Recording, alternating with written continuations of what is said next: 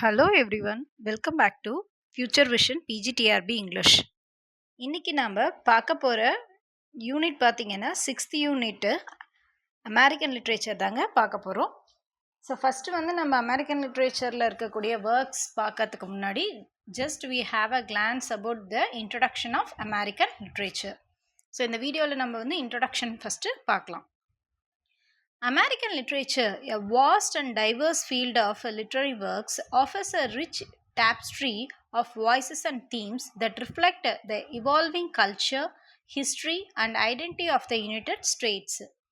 So நம்ம English literature மாதிரியே பார்த்தீங்க அப்படின்னா அமெரிக்கன் லிட்ரேச்சரும் ஒரு வாஸ்ட் ஜானருங்க. ஓகேங்களா? எப்படி நம்ம வந்து பார்த்திங்கன்னா நம்ம இங்கிலீஷ் லிட்ரேச்சர்லேருந்து மிடிவல் பீரியட் சாசர்லேருந்து ஸ்டார்ட் பண்ணி நம்ம இப்போ மாடர்ன் பீரியட் வரைக்கும் டிஎஸ் இலியாட் வரைக்கும் பார்த்தீங்க அப்படின்னா நம்மளுடைய மாடர்ன் ஏஜில் நிறைய ஆத்தர்ஸ் வந்துட்டு ஏஜ் வைஸாக வந்து பார்க்குறோம் இல்லைங்களா? ஒவ்வொரு ஸ்டேஜ்லேயும் ஒவ்வொரு விதமான டெவலப்மெண்ட் வந்து லிட்ரேச்சரில் இருந்துருக்கு. ஸோ அதே மாதிரி தான் அமெரிக்கன் லிட்ரேச்சர்லேயும் பார்த்தீங்க அப்படின்னா it's a vast and diverse field அப்படிங்கிறாங்க. டைவர்ஸ் அப்படின்னா நம்மளுக்கே தெரியும், very different from each other and various kinds இல்லைங்களா? ஸோ ஒன்று மாறுபட்டாலும் அதில் வந்து நிறைய என்ன இருக்கும் அப்படின்னா நிறைய கைண்ட்ஸ் இருக்கிறது தான் diverse field of literary works அப்படின்றாங்க. ஓகேங்களா? So offers a rich tapestry அப்படின்னா it's a pattern or design which is used in weaving. அதாவது நம்ம வந்து நெய்யற தொழில் செய்கிறாங்க இல்லைங்களா? துணி நெய்யறது அந்த சம்மந்தப்பட்ட அந்த ஒர்க்ஸ், டையிங்கு, கலரிங்கு, வீவிங் இதையெல்லாம் தான் டாப்ஸ்ட்ரின்னு சொல்லுவாங்க. பட் ஆனால் இந்த இடத்துல வந்து டாப்ஸ்ட்ரி நம்ம என்ன மீனிங் எடுத்துக்கணும் அப்படின்னு பார்த்தீங்கன்னா the voices of the poets, அந்த லிட்ரேச்சரில் வந்து இருக்கக்கூடிய ரைட்டர்ஸ்னுடைய அந்த வாய்ஸஸ்னுடைய அந்த பேட்டர்ன், ஒவ்வொருத்தரும் ஒரு ஒரு விதமான பேட்டர்னில் அவங்களுடைய அந்த வாய்ஸஸை வந்து டிபிக்ட் பண்ணியிருக்காங்க அவங்களுடைய ஒர்க்ஸில். And then themes that reflect the evolving culture, history and identity of the United States. நம்மளுக்கு நல்லா தெரியும், யுனைடெட் ஸ்டேட்ஸ் அப்படிங்கிறது சின்ன சின்ன மாகாணமாக உருவான ஒரு பெரிய கண்ட்ரி இல்லைங்களா? ஸோ காலனைசேஷன் அதுதான் main reason for creating this new country. Okay, so அதில் வந்து நிறைய பேர் பார்த்தீங்க அப்படின்னா இமிக்ரேட் ஆகி அங்கே போய் செட்டில் ஆகிறாங்க. அதில் ஃபஸ்ட்டு வந்து மேஃப்ளவர் அப்படின்ற ஷிப்பில் இங்கேருந்து நம்ம இங்கிலாந்துலேருந்து பார்த்தீங்க அப்படின்னா இந்த ரிஃபர்மேஷன் மூமெண்ட்டுக்கு அப்புறமா பியூரிட்டனிசம் இதெல்லாம் வந்த காலகட்டத்தில் அந்த ரிலீஜியஸில் வந்து ஏற்பட்ட மாற்றங்கள், அதில் வெறுத்து போன நிறைய மக்கள், அந்த பில்கிரீம் ஃபாதர்ஸ் என்ன பண்ணுறாங்கன்னா மேஃப்ளவர் அப்படின்னு சொல்லக்கூடிய அந்த ஷிப்பில் வந்துட்டு 25,000 பீப்புள் ஏறி ஃபஸ்ட்டு என்ன பண்ணுறாங்க, அமெரிக்காவை போய் ரீச் ஆகிறாங்க. அங்கே வந்து அவங்க உருவாக்கின அந்த ஃபஸ்ட்டு சிட்டி, அந்த காலனிக்கு பேர் வந்து நியூ இங்கிலாந்து அப்படின்னு வந்து வைக்கிறாங்க இல்லைங்களா? இதெல்லாம் நம்ம வந்து ஆல்ரெடி நம்ம 9th யூனிட்டில் நம்ம பார்த்துருப்போம். அந்த டெவலப்மெண்ட் ஆஃப் லாங்குவேஜில் வந்து பார்த்திங்கன்னா இங்கிலீஷ்னுடைய அந்த இன்ஃப்ளூயன்ஸ் ஆஃப் வேரியஸ் லாங்குவேஜஸ், அந்த லாட்டின்னு, தென் ஃப்ரெஞ்சு, இதெல்லாம் பார்க்கும்போது பார்த்திங்கன்னா நம்ம வந்து இந்த டீட்டெயில்ஸ்லாம் ஆல்ரெடி பார்த்துருப்போம் இல்லைங்களா? ஸோ அதே தான் இங்கேயும். ஸோ அந்த எவால்விங்னா அந்த பரிணாம வளர்ச்சியை அந்த கல்ச்சரில், ஹிஸ்ட்ரியில், ஐடென்டிட்டி, அவங்களுடைய அந்த இனத்தை வந்து அவங்க ஐடென்டி பண்ணுறாங்க இல்லையா? இதில் எல்லாமே வந்து அந்த யுனைடெட் ஸ்டேட்ஸ் எப்படி வந்து டெவலப் ஆகிட்டு இருக்காங்க, அதனுடைய அந்த மறுமலர்ச்சி என்ன அப்படின்றத ரிஃப்ளெக்ட் பண்ணுறது தான் மெயின் அந்த அமெரிக்கன் லிட்ரேச்சர் ரைட்டர்ஸ்னுடைய வாய்ஸஸ், தீம்ஸ் வந்து ரிஃப்ளெக்ட் பண்ணியிருக்கு அப்படின்ற மாதிரி சொல்கிறாங்க. From its earliest roots in the oral traditions of Native Americans to the post-modernist experimentation of the 21st century, American literature serves as a mirror of the nation's struggles, aspirations, and achievements. This essay explores its development, key themes, and enduring impact.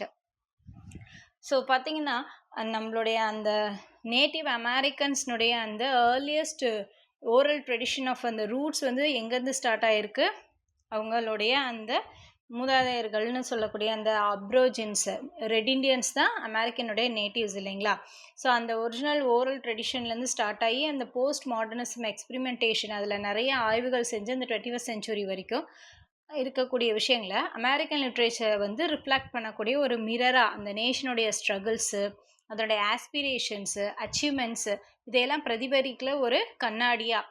நம்ம நார்மலாகவே லிட்ரேச்சருக்கு வந்து நம்ம என்ன definition சொல்லுவோம்னா it's a mirror of life அப்படின்னு சொல்லுவோம். அதே தாங்க இங்கே அமெரிக்கன் லிட்ரேச்சர் அப்படின்னு எடுத்துக்கிட்டால் அந்த நேஷனில் வந்து என்ன மாதிரியான ஸ்ட்ரகிள்ஸ், மக்கள் வந்து என்ன பிரச்சனைகளை சந்திச்சாங்க, அவங்களோட ஆஸ்பிரேஷன்ஸு, அதாவது அவங்களுடைய அந்த உண்மையான நோக்கம் என்ன, எப்படியெல்லாம் அவங்க வந்து மோட்டிவேட் பண்ணப்பட்டாங்க, தென் அச்சீவ்மெண்ட்ஸ் என்னென்ன, இதை பற்றி தான் வந்துட்டு அமெரிக்கன் லிட்ரேச்சர் வந்து ரிஃப்ளெக்ட் பண்ணுதுன்னு சொல்கிறாங்க. ஸோ இந்த எஸ்ஸே பார்த்தீங்க அப்படின்னா எப்படி அந்த லிட்ரேச்சர் வந்து டெவலப் ஆச்சு, அதோட கீ தீம்ஸ் என்ன, என்டூரிங் இம்பேக்ட் என்ன அப்படிங்கிறது தான் நம்ம இந்த எஸ்ஸேல பார்க்க போகிறோம்.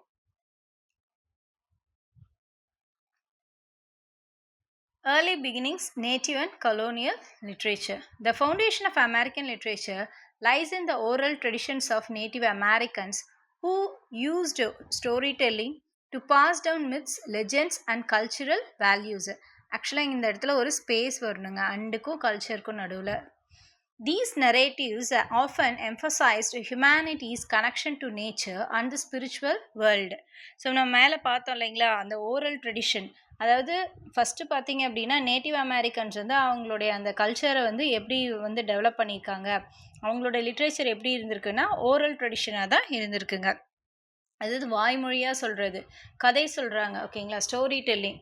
So myths, legends, culture values, இது எல்லாத்தையும் வந்து அவங்க வந்து ஸ்டோரி டெல்லிங்காக தான் சொல்லியிருக்காங்க. இதுதான் அமெரிக்கன் லிட்ரேச்சனுடைய ஃபவுண்டேஷன், அடித்தளமாக அமைஞ்சிருக்கு அந்த ஓரல் ட்ரெடிஷன்ஸு. இந்த நரேட்டிவ்ஸ் பார்த்திங்கன்னா எதை எம்ஃபசைஸ் பண்ணி, அதாவது ஹைலைட் பண்ணி காட்டுறாங்க அப்படின்னா ஹியூமன் கனெக்ஷன் டு நேச்சர், மனுஷனுக்கும் இயற்கைக்கும் அந்த ஸ்பிரிச்சுவல் வேர்ல்டுக்கும் இருக்கக்கூடிய அந்த கனெக்டிவிட்டி என்ன அப்படின்றது தான் இவங்க வந்து எம்ஃபசைஸ் பண்ணி காட்டியிருக்காங்க அந்த நரேட்டிவ்ஸில், அந்த ஸ்டோரி டெல்லிங்கில் மெயினாகவே, ஓகேங்களா. With arrival of European settlers in the 17th century, colonial literature emerged, heavily influenced by Puritanism and the settlers' religious and practical concern. Works like William Bradford's of Plymouth, இந்த இடத்துலையும் பார்த்தீங்க அப்படின்னா ஆஃபுக்கும் பிளேமவுத்துக்கும் நடுவில் கேப் வரணுங்க, of Plymouth Plantation and Annie Bradstreet's poetry highlight themes of survival.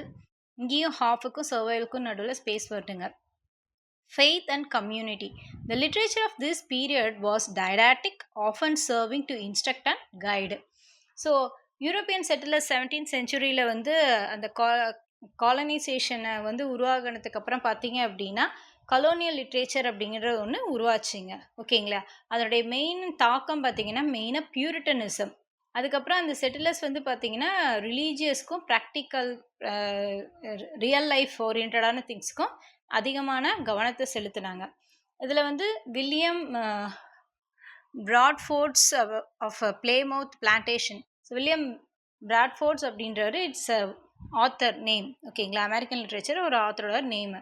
So அவருடைய அந்த பிளேமவுத் plantation அப்படின்ற மாதிரி அந்த ஒர்க்ஸு, தென் ஆனி பிரெட்ஸ்ட்ரீட்ஸ்னுடைய போய்ட்ரி, இது எல்லாமே எதை வந்து ஹைலைட் பண்ணுதுன்னா அதோட தீம்ஸ் வந்து சர்வைவல், ஓகேங்களா. அவங்களுடைய வாழ்வாதாரம், அவங்களோட நம்பிக்கை என்ன, கம்யூனிட்டி அப்படின்றத தான் வந்து ஹைலைட் பண்ணி காட்டுறதா இருந்தது அவங்களுடைய ஒர்க்ஸோட தீம்ஸு. அப்போ இந்த லிட்ரேச்சர் அந்த பீரியடில் வந்து எப்படி இருக்குது அப்படின்னு பார்த்தீங்கன்னா டைடாக்டிக்னால நம்மளுக்கு நல்லாவே தெரியும். It's design to teach some moral lesson. So ஒரு மாரல் வேல்யூவை வந்து நம்மளுக்கு டீச் பண்ணுற மாதிரி டிசைன் பண்ணியிருக்கக்கூடிய ஒரு ஒர்க் தான் வந்து டைடாக்டிக்னு சொல்கிறோம். Often serving to instruct and guide, ஓகேங்களா.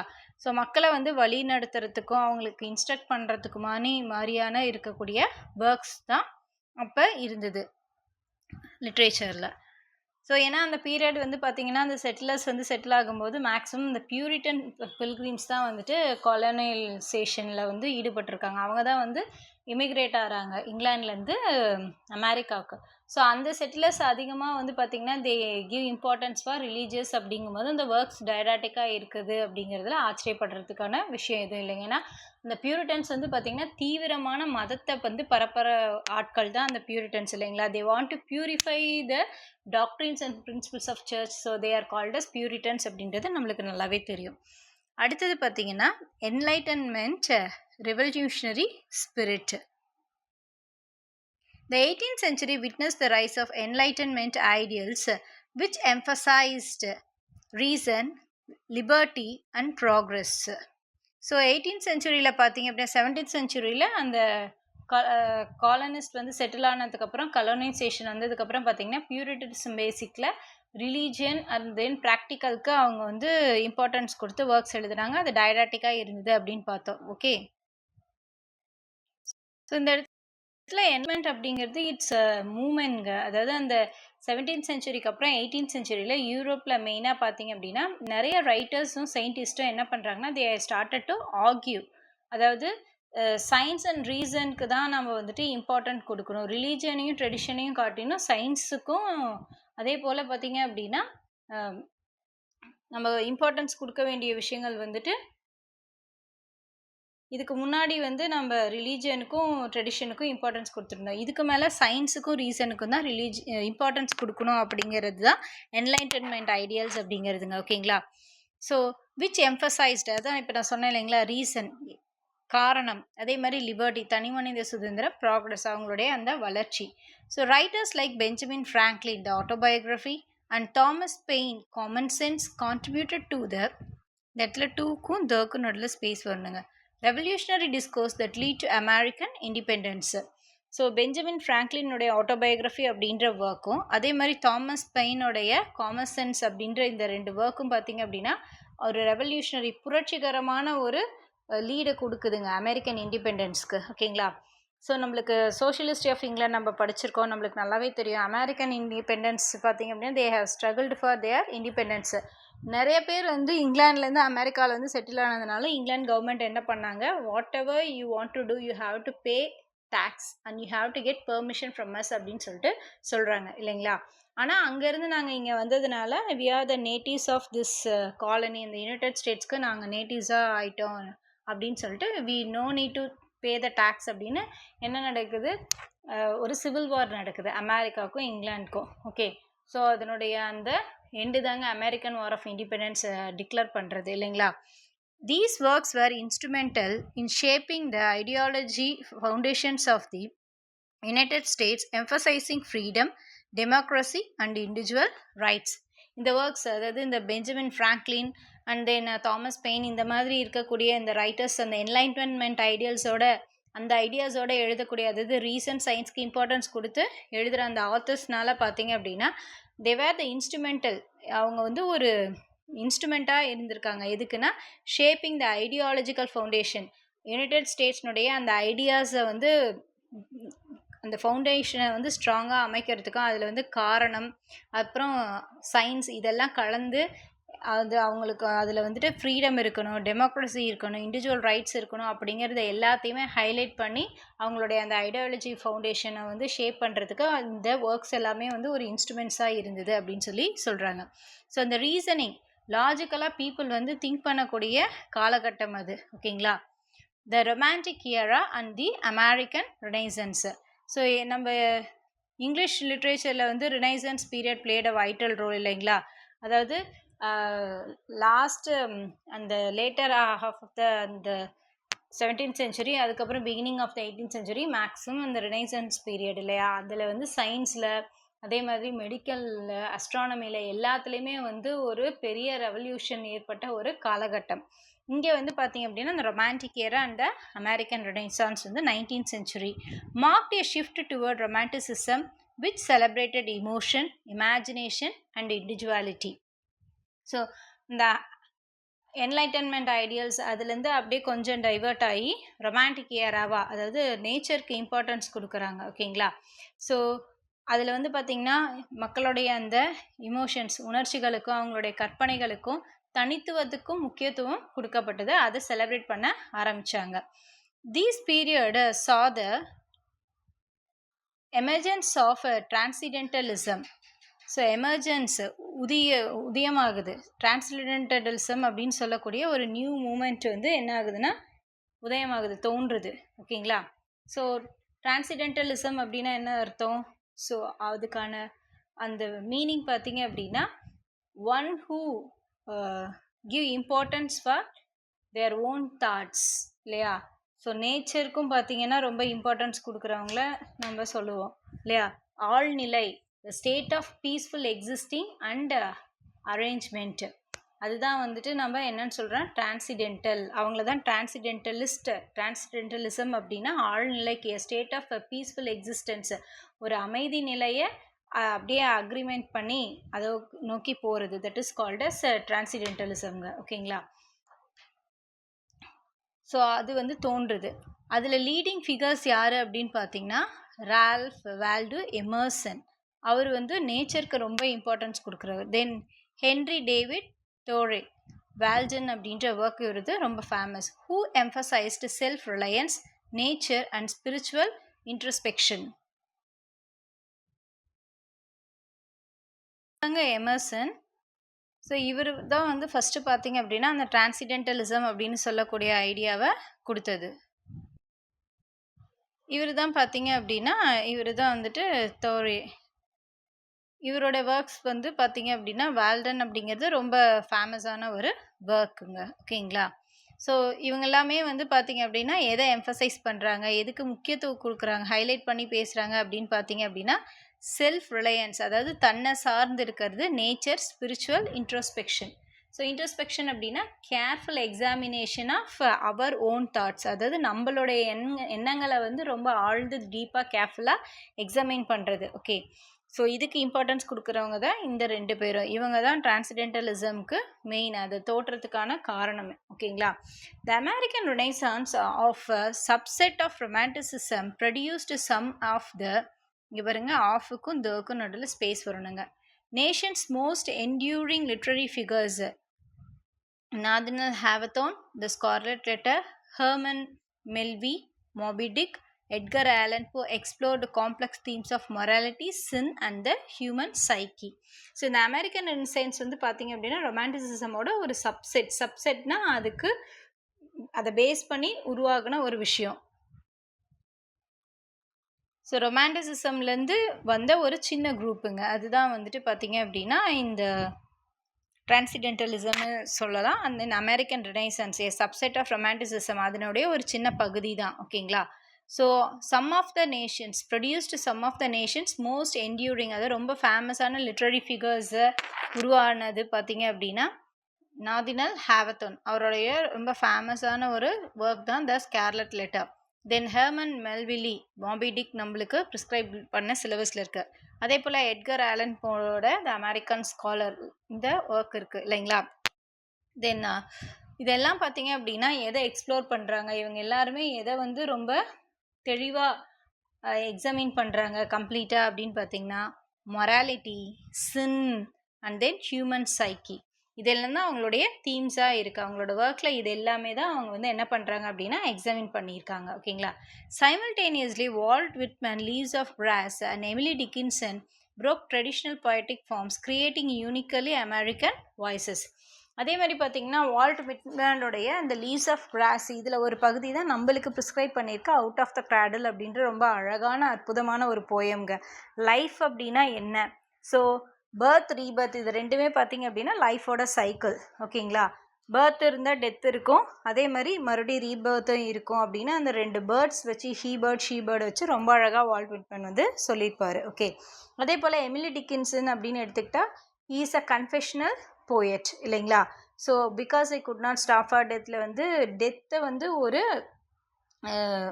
ஃப்ரெண்டாக இமேஜரி பண்ணி என்ன பண்ணியிருப்பாங்க, பர்சானிஃபிகேஷன் பண்ணி அந்த டெத்து வந்து தனக்காக வெயிட் பண்ணுறது, அதனால என்னுடைய ஒர்க்ஸ் எல்லாத்தையுமே விட்டுட்டு அது கூட நான் அந்த கேரேஜில் ஏறி நான் போகிறேன் ஒரு பயணம், கடைசியாக அது முடிகிற இடம் வந்து பார்த்திங்க அப்படின்னா ஒரு அந்த ஹீப் ஆஃப் அந்த கிரவுண்டில் போய் நிற்கிது அந்த ஹார்ஸ் அந்த கேரேஜ், அதுதான் என்ன அந்த பெரியல் கிரவுண்டு இல்லைங்களா? ஸோ அப்போ இவங்க 2 பேருமே பார்த்திங்கன்னா the broke traditional poetic forms. யார்? வால்ட் விட்மனும் எமிலி டிக்கின்சனும். So they are creating uniquely American voices. So அவங்க வந்து பார்த்திங்கன்னா 2 பேருமே ஒரு யூனிக்கான அமெரிக்கன் வாய்ஸஸாக உருவாயிருக்காங்க, வால்ட் விட்மனும் எமிலி டிக்கின்சனும். ஏன்னா அவங்க வே ஆஃப் ரைட்டிங் வந்து ரொமான்டிசிசமோ இல்லை டிரான்சிடென்டலிசமோ பேஸ் பண்ணி கிடையாது. இவங்க வந்து கன்ஃபெஷனல் போயட். யார்? Emily Dickinson. வால்ட் விட்மன் வந்து நேச்சர் போயட்லேயே அவர் ஒரு டிஃப்ரெண்ட் சார்ட் ஆஃப் ரைட்டர் அவர். ஸோ ரியலிசம் அண்ட் நேச்சுரலிசம் ரெண்டுக்கும் பெரிய வித்தியாசம் எதுவும் இல்லைங்க. ரியலிசம் அப்படின்னா the ideas which is based on our real life, நம்ம ரியல் லைஃப்பை அப்படியே பிரதிபலிக்கிற மாதிரி இருக்கிறது தான் அந்த ரியலிசம். நேச்சுரலிசமும் அதே தான். ஸோ இருக்கிறது அப்படியே ரொம்ப நேச்சுராக தத்ரூபமாக சொல்கிறது. ஓகேங்களா? இவர் தாங்க வால்ட் விட்மன். சாரி, இவர் வந்து பார்த்தீங்க அப்படின்னா எமர்சன். இவர் வந்து எமர்சன், வால்டோ எமர்சன். இது தோழே, இவர் தான் வால்ட் விட்மன். ஓகேங்களா? இப்போ நம்ம பார்த்தோம் இல்லைங்களா அந்த ஒர்க் லீவ்ஸ் ஆஃப் கிராஸ், அதனுடைய ஆத்தர் இவர். ஓகே,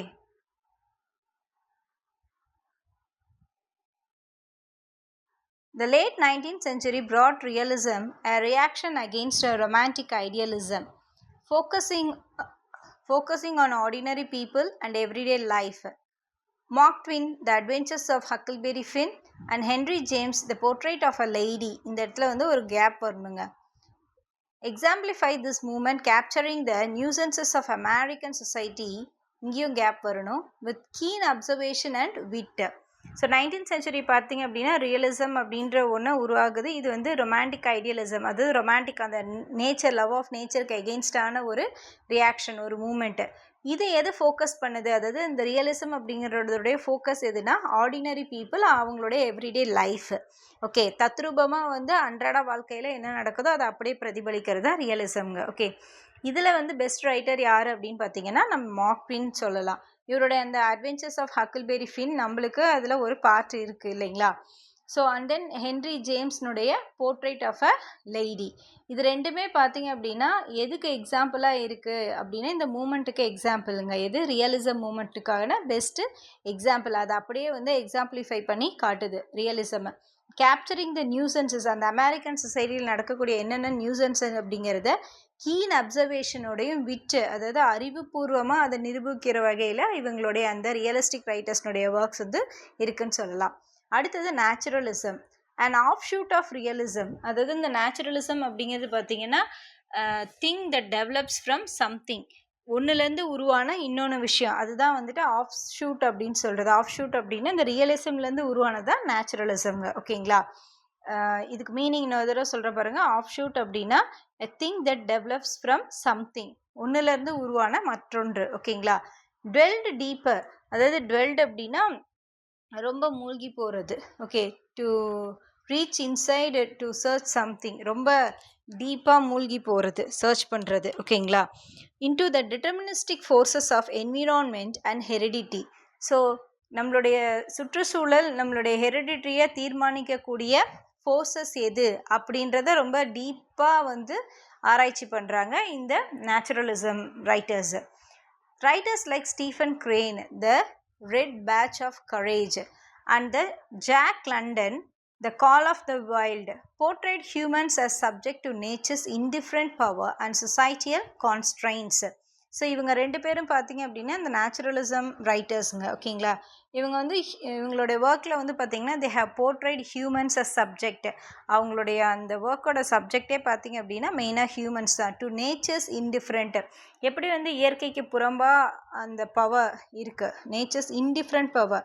இயற்கை வந்து பார்த்திங்க அப்படின்னா மனுஷனுக்கு எதிராக ஒரு சக்தி வாய்ந்ததா, இல்லை அந்த சொசைட்டியல் கன்ஸ்டன்ஸு, அந்த சமுதாயம் அந்த மனுஷனை வந்து அந்த லிமிட்டேஷன்ஸ்குள்ளே கொண்டு வருதா அப்படிங்கிறத பற்றின கருத்தை தான் வந்துட்டு இந்த நேச்சுரலிஸ்ட் வந்து அவங்களுடைய ஒர்க்ஸில் மெயின் தீமாக வச்சிட்ருக்காங்கங்க. அடுத்தது மாடர்னிசம் அண்ட் ஹெர்லாம் ரெனைசன்ஸ். ஓகேங்களா, இப்போ நம்ம பார்த்துட்ருக்கிறது வந்து அமெரிக்கன் லிட்ரேச்சரில் ஒவ்வொரு ஸ்டேஜாக பார்த்துட்ருக்கோம். நம்ம இங்கிலீஷ் லிட்ரேச்சரில் வந்து சாசருக்கு அப்புறமா பார்த்திங்க அப்படின்னா ஷேக்ஸ்பியர், அதுக்கு நடுவில் வந்து இந்த சானட்ஸு, அதுக்கப்புறம் பார்த்திங்கன்னா ரொமான்டிசிசம் வருது இல்லைங்களா. அந்த மாதிரி தான் ஒவ்வொரு ஸ்டேஜை நம்ம இப்போ அமெரிக்கன் லிட்ரேச்சர் பார்த்துட்ருக்கோம். Modernism and Harlem renaissance. The early 20th century, shaped by World War I and rapid industrialization, ushered in modernism.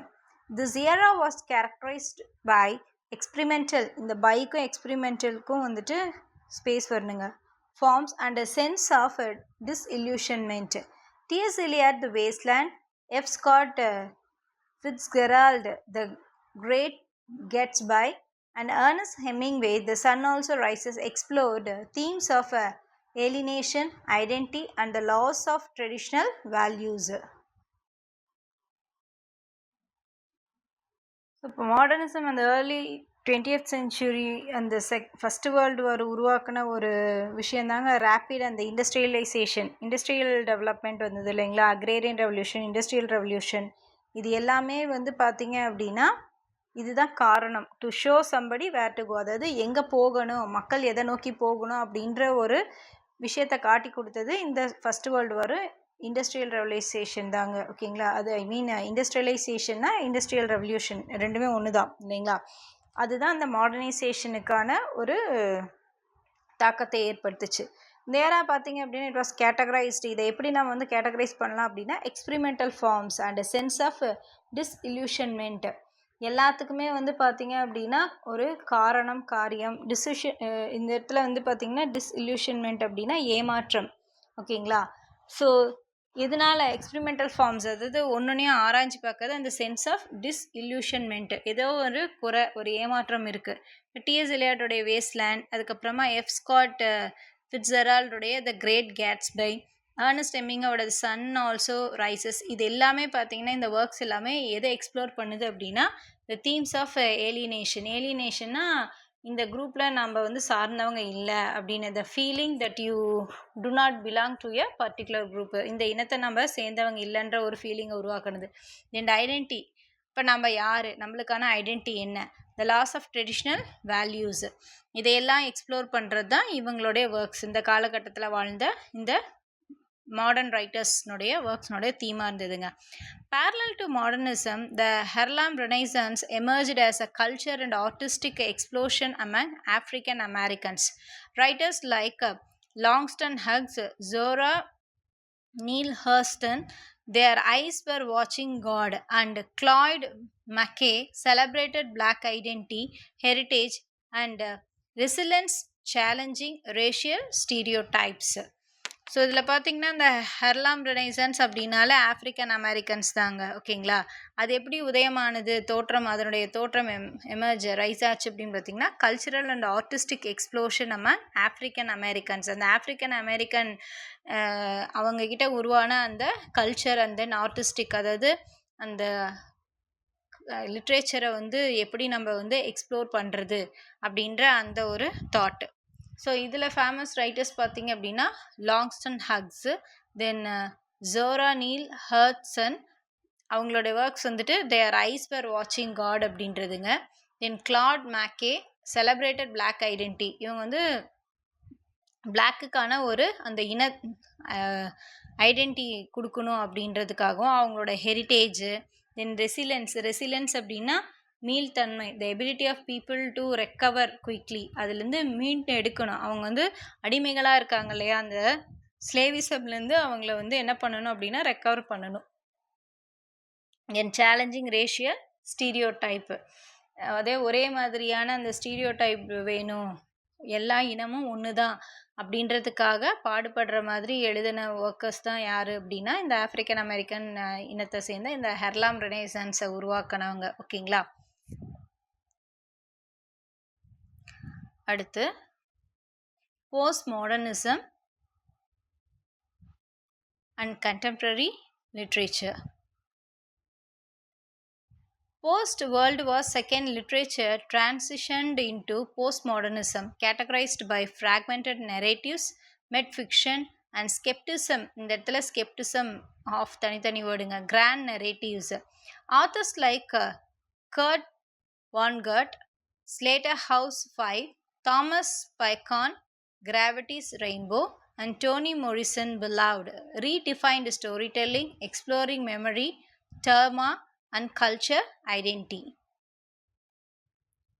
So second world war பார்த்தீங்க அப்படின்னா, அதாவது அதுக்கு முன்னாடி லிட்ரேச்சர் வந்து எப்படி மாறுபட்டுச்சுன்னா போஸ்ட் மாடர்னிசம் அப்படின்னு அதை நம்ம சொல்கிறோங்க. Okay, categorized by fragmented narratives, அதாவது நம்ம என்ன பண்ணுறோன்னா சின்ன சின்ன கதைகளாக சொல்கிறோம். மெட் ஃபிக்ஷன், அப்புறம் scepticism of grand narratives.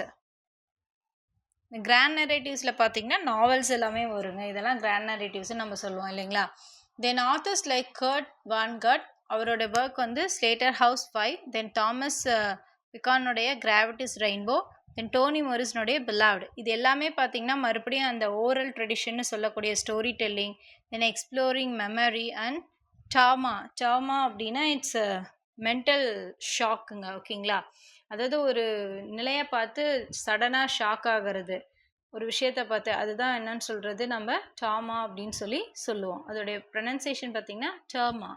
Mental condition caused by severe shock அல்லது ஸ்ட்ரெஸ்னால் ஏற்படுறது, ஒரு ஹார்ம்ஃபுல் இஃபெக்ட், அதாவது ஒரு நீண்ட காலத்துக்கு இருக்காது, இந்த வார்னுடைய அந்த தாக்கத்தினால ஏற்பட்டக்கூடிய அந்த ஷாக்குங்க. தென் கல்ச்சர் ஐடென்டி, ஓகே, கலாச்சாரத்தினுடைய அந்த ஐடென்டி, இதெல்லாம் தான் இவங்களோட ஒர்க்ஸ்னுடைய மெயின் தீமாக இருக்குது.